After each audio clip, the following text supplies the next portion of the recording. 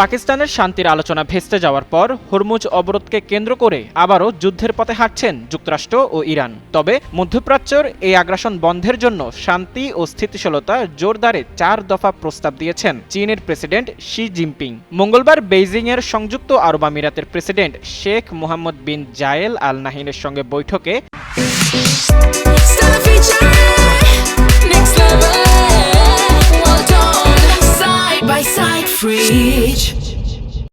এই প্রস্তাব তুলে ধরেন তিনি। প্রস্তাবগুলো হলো শান্তিপূর্ণ সহাবস্থান, জাতীয় সার্বভৌমত্বের প্রতি শ্রদ্ধা, আন্তর্জাতিক আইনের শাসন এবং উন্নয়ন ও নিরাপত্তার সমন্বয়। বৈঠকে শি জিনপিং শান্তিপূর্ণ নীতির উপর জোর দিয়ে বলেন, মধ্যপ্রাচ্য ও উপসাগরীয় অঞ্চলের জন্য যৌথ সহযোগিতামূলক ও টেকসই নিরাপত্তা কাঠামো গড়ে তুলতে হবে। তিনি জাতীয় সার্বভৌমত্বের প্রতি শ্রদ্ধা প্রদর্শনের আহ্বান জানিয়ে বলেন, সংশ্লিষ্ট দেশগুলোর সার্বভৌমত্ব, নিরাপত্তা ও ভৌগোলিক অখণ্ডতা পুরোপুরি সম্মান করতে হবে এবং ব্যক্তি, স্থাপনা ও প্রতিষ্ঠাগুলোর নিরাপত্তা নিশ্চিত করতে হবে। এছাড়া আন্তর্জাতিক আইনের শাসনের গুরুত্ব তুলে ধরে তিনি সতর্ক করে বলেন, এর কর্তৃত্ব বজায় না থাকলে বিশ্বটি জঙ্গলের আইনে পরিণত হবে। পাশাপাশি ইরান ও যুক্তরাষ্ট্রের উন্নয়ন ও নিরাপত্তাকে সমন্বিতভাবে এগিয়ে নেওয়ার আহ্বান জানিয়ে তিনি বলেন, এই অঞ্চলের দেশগুলোর উন্নয়নের জন্য অনুকূল পরিবেশ তৈরি করতে সবাইকে একসঙ্গে কাজ করতে হবে।